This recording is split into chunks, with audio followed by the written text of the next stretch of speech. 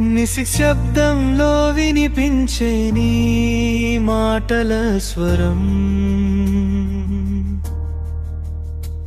నా హృదయంలో నిలిచిపోయిన ఓ మధురగానం.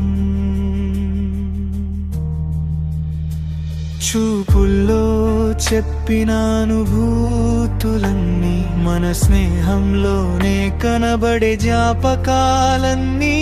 కాలం మారినా మారని బంధం, నిన్ను కలిసినదే నా జీవిత సౌభాగ్యం.